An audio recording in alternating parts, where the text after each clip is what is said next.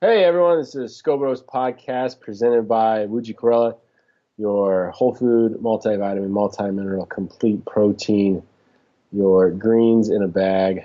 That's the way I get my Sunday vegetables for the most part. So I'm Dr. FJ. That is, Dr. Paxton. we are going to talk about the healthiest form of exercise, and let's get right into it, man.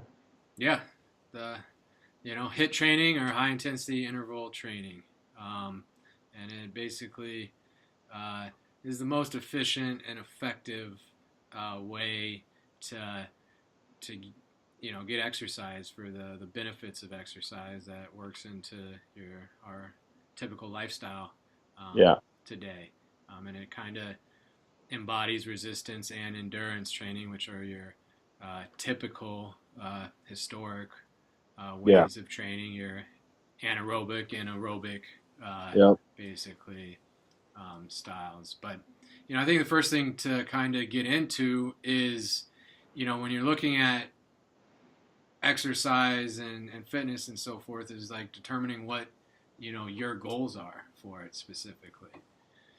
Like, is it just to be healthy? Or, are you looking to, post on Instagram all the time, body images and, your mirror photos Yeah, yourself? Or, I will you not be doing that. no, I had a feeling you were gonna, that wasn't gonna be your I don't want goal. anyone throwing up in their mouth. Hey, hey, hey, People never use Instagram again. They I've heard, literally probably kill Instagram. I've heard good things about Instagram's the dad bod, man. I don't know. yeah, I've heard, Instagram stock would plummet. so I heard it's uh, on the rise, the dad bod Is in popularity. my house apparently. So, but like it's like you were saying, I remember you saying, if Adidas isn't going to be pulling your contract, you don't need to be training, like, who's Four sponsored hundred by? pound squats. Yeah, I gotta Yeah, say, shout out to Dr. John, one of my mentors. He used to always say that, and one of my favorite quotes of his was, muscular work is expressed through joint function. So you have to really, once you're done competing, if you're working out for sports or whatever, I get it. But once you're done with that, you got to really look at protecting your joints. And that's really, really important because they're the limiting factor. You don't see bicep replacements, you see shoulder getting surgery, you see knee replacements, you see hip replacements, and necks and backs, getting fused. So you really got to protect the joints of the body when you're working out and keep that in mind. The goal is to be healthy, to be functional, to feel good, have a lot of energy, of course, now, but also work out so that you're making sure your heart and your cardiovascular system is going to be good to go in your 50s, 60s, 70s, 80s. And this is what really surprised me is the research showed, I thought like steady state running for a long time was really good for your heart, and it's not that great for your heart. It's really the best possible way to really ensure your heart is in good shape is interval training, going hard and then backing off and then going hard and backing off. And that's steady state is great for a lot of things. You can burn a lot of calories. I still like going for runs. But to really ensure that your cardiovascular system and also for your nervous system, the interval training where you go up and you calm it down, and you go up and you calm it down is so important. yeah, and I mean, doesn't mean you can't do the I endurance agree. stuff. It's Yeah. just that's where you would or design your workouts. So, what are you doing most of the time, and what's the goals you're looking to achieve? Like for me, I'm just looking to be healthy. Uh, Yeah. I'm not playing sports anymore. Uh, Well, I'm not you, well, competing in any of these Spartan races no, or you're not. or I'm not a CrossFitter. Uh, No, you you know, are not. no. I mean, fitness. Let's be honest. Fitness has never been my favorite No, he's pastime. not. You know, I so talk about you in my practice. I'm like, listen, no one hates exercising more than my brother, but he so does it. He does it, So you got to do it. You got to at least do a little bit every week, and that's the key. Consistently, at least 3 times a week. Ideally, I like to get in 5 workouts a week. And then, yeah, I mean, you can space it out. If you do a couple high intensities, and then you can throw in, go for a 4, 5, 6 mile run if you like it. But make sure you're also really pushing the heart, let it recover, push the heart, let it recover. And it's so good for your nervous system too, the sympathetic and the parasympathetic balance. Well, yeah, and that's where you're really testing. I mean, when you think of like history and thousands of years ago, it kind of would sprint for the hunt or from getting away, and then you kind of leisurely walk around and eat and chill, and you'd have those spikes, but then you'd have the resting, more chill times. Yeah. Try to find some wines and ferment them. Some grapes. Yeah, you can't ferment wine. I mean, it keeps fermenting, I guess. Yeah. Turns into brandy. Yeah, exactly. So, which is okay. That's okay too. Yeah. But so let's get into the details of first high intensity exercise. Twice a week, 3 times a week, even better. And then how many times? Like, what are you gonna? How long do you want to do it? How many reps do you want to do? Why don't you get into that a little bit? Yeah, I mean, I think setting a goal for 20 minutes for that period is good. I mean, it's exhausting to do. So you're gonna fatigue yourself way quicker than any of the resistance or endurance type of exercise in terms of the whole workout. And so, I mean, you're looking for anywhere from 60 to 90 seconds of intense exertion for a specific type of now you can activity. do that. And what I like to tell people is you don't. Because I give talks and I'll have some 75-year-old be like, hey, I'm not 20 anymore. I'm like, I get it. You're not going to go out to the football field and run sprints or go run hills. I'm like, but you can get on an elliptical. You could get on like a ski cross trainer thing, or you could get on a bicycle, and just anything that's going to elevate your heart rate. Yeah. And so it doesn't have to be, you don't have to be an Ironman or a sprinter to do this. Anyone can do an elliptical. And so elliptical, biking, or you could do push-ups. You could do squats. If you're in a hotel room, if you travel a lot and you have just get down and bust out as many push-ups as you can, get that heart rate up, and then rest a little bit, and then do squats and get that heart rate up, and then rest a little bit. So what do you go through, like work to rest ratios and things like that? Well, you're looking at like 60 to 90 seconds, and then 30 of active exercise, intense, and then resting for 30 to 60 seconds, and going through that alternation between those two, the work to rest. It's nice to alternate between like upper body to lower body, so you're not fatiguing one completely, so you don't go like, because then you're not going to do a full 20 minutes. No, and so you're going to look to target different muscle groups and alternate between those, so you're working the whole body. And a nice app that you can follow if you just want to follow something is a Tabata app. There's free Tabatas. At the time of this recording, I don't know if you listen to this, but right now at this time, they do have some really nice free apps. Yeah, and they do 20 seconds of high intensity and then a few seconds of relax. But it's just that interval of doing something high intensity, getting your heart rate up, and then resting, allowing the heart rate to come back down. Typically, you're doing some active rest where you're going to be just walking in place or walking, but if you need to, just rest completely. Be where you're at. Well, that's the thing, especially as you get into that halfway mark, 3/4 of the way part of your workout, you might have to just rest. And you may, in the beginning, say you're exerting for 60 seconds, you may have to wait 2 minutes before you can go again, because you want to make sure you let yourself recover so you can fully exert again. So if you may start 1-to-1 work to rest, and then towards the end you may need 1-to-3 to be able to really get after again. But if you can do that 10 times, that's going to take you 20 to 30 minutes. That's a really nice workout for your heart, your nervous system. And when you get your muscles involved too, that strength training is so good. The muscles pull on the bones, which then alerts the brain to bring calcium down. So it's great. That kind of strength training like that is great to prevent osteoporosis and keep your brain, or lower your risk, I should say, of osteoporosis, and just keep your bones really nice and strong. And it's just so healthy on so many fronts. Yeah, and going over this, so like resistance training, which is your typical weight training that you would, Yeah.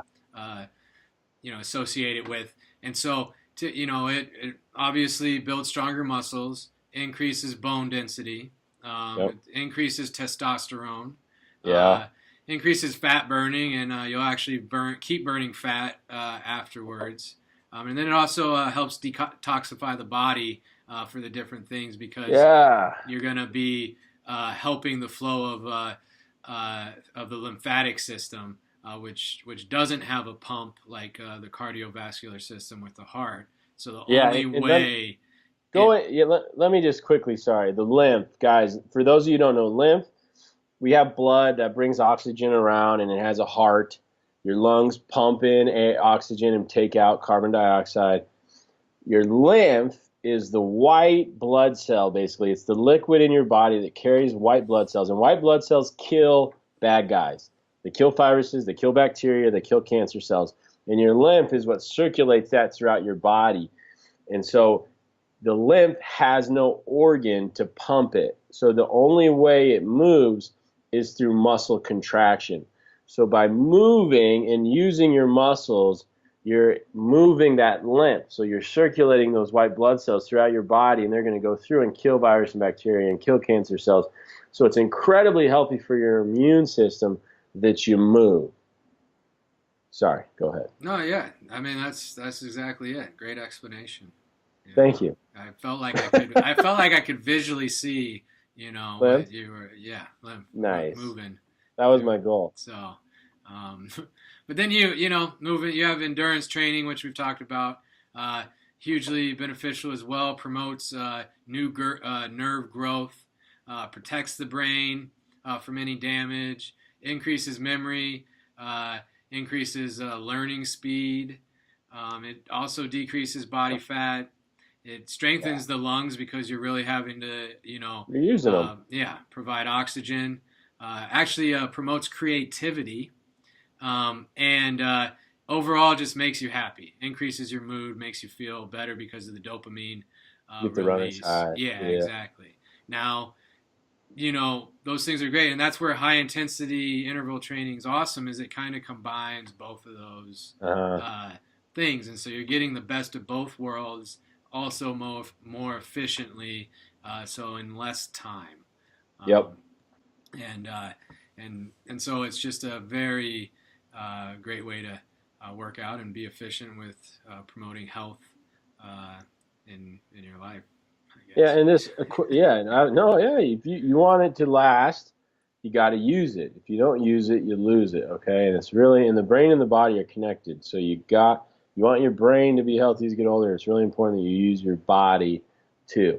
Couple keys here: warm up before you just go into whatever a high intensity. Obviously, do some whatever depending on your age, but just warm up for a few minutes, get going, do some jumping jacks or run around or ride a bike for a little bit or do some yoga or just get warm and then get into it. My personal workout, and I've been doing really well the last few weeks, is twice a week. I like to do running hills for like my high intensity. I warm up, then I run hills, then I do a little bit of like strength training with free weights. Then I like to do one endurance day myself. I like to run about 5 miles usually on a Sunday. And then I like to make sure that on the other 2 days a week that I get in maybe some yoga, just to stretch. And the breathing too is so healthy. The breathing that yoga, Tai Chi also teach is really, really beneficial for a lot of reasons. And then just to stretch your body out is very, very important. Really good for the muscles, but really good for the joints as well. No, and you're hitting just different areas like stretching, oxygenation of Yep. the body, and relaxing and so forth. But if you were to just pick one to do, it would be the high intensity. Yeah. Yeah. And then also, just like you said, warming up. The other thing to be conscious about with it is making sure your form on things. And I think this also goes into you talking about protecting your joints, is making sure your form on the different type of exercise that you're doing is correct, because it is hugely exhausting, and so you're gonna start losing form, and then that opens you up to injury. And so, just being aware of that, and make sure that as you are getting more exhausted, that you're still really paying attention to how you're doing it, so you minimize the chance. That's the cool thing now. You can get online and just get on a search engine of some form, and they'll have all kinds of videos to teach you. Like, if you want to see the proper technique, just go on YouTube and be like, proper technique for this, or just look up a yoga video, and there it is. It's awesome. I mean, I do like a different yoga all the time because it's just so easy to get on YouTube. Like, oh, I like this guy, I like her, I don't really like that one. So it's so easy now. Just get on and get an idea of what if you've never really worked out, get on there and make sure your technique's good, or else you're going to hurt yourself, and then it's just counterproductive. Yeah, no, exactly. I mean, you want to be doing it right, and you want to be able to do it. Well, that's the thing, and there may be a point where you have to let go of some exercises you love, just because the characteristics of connective tissue change with age, and you may have to stop running. And then everyone goes, well, I know Johnny, and he ran until he was 98. And I'm like, well, as different as we look on the outside is how different we are on the inside. And some people, there's exceptions to every rule. And so I think some people's connective tissues may be a little thicker, a little denser, and they can handle the pounding of running for their whole life, and other people they can't. And so you may have to just be real with yourself and let running go, or let weight training go, and just go to machines only. Who knows what it is, but just do it. You're doing it for longevity. Don't let your ego get in the way. You got to be honest with yourself. And so you're never gonna have abs like I do. I remember that in chiropractic school. I was working out, like playing rugby, working out. I was literally working out at least 2 hours every hard, plus rugby practice a couple times a week, plus a game on Saturday. I was probably burning, I don't even know, man, just 10,000 calories a day. I was working out a ton. And you were sitting there eating not Jack in the Box, no, Burger King, I think it was. I was probably awful. Eating 10 calories. Wendy's. No, Wendy's. It was Wendy's. You used to get Wendy's. And I was like, and you had better abs than me. I was like, this is bullshit, man. But it is what it is. It's all good, man. Yeah. So, there's just some things that you aren't, genetics, metabolisms. So don't necessarily, just because you don't have a six pack like me doesn't mean you can't be healthy and in shape. And just because maybe you do have a six pack like Pac, that doesn't give you a get out of jail free card. You still need to get out there, even if you don't need to work out. Yeah, you shouldn't have been eating Wendy's, No, but you're in college, you got no money. Like, what are you studying? You're studying all the time. Don't expect your college kids out there that's not going to be the healthiest part of their life. So I wasn't you're not going to probably go spend money on grass-fed beef when you're in chiropractic school living on nothing. But anyways. Ramen. Yeah. Ramen and the beef flavoring. That's right. That wasn't bad. It's not good for you, but but it tasted all right.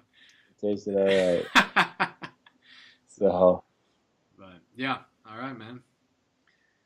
So, start exercising. We will see you next week. If you know anyone and this information could really be useful or help them, please share it. If you got any questions or comments you'd like to add, please do that. And until next time, have a great one. Yep, have a good one.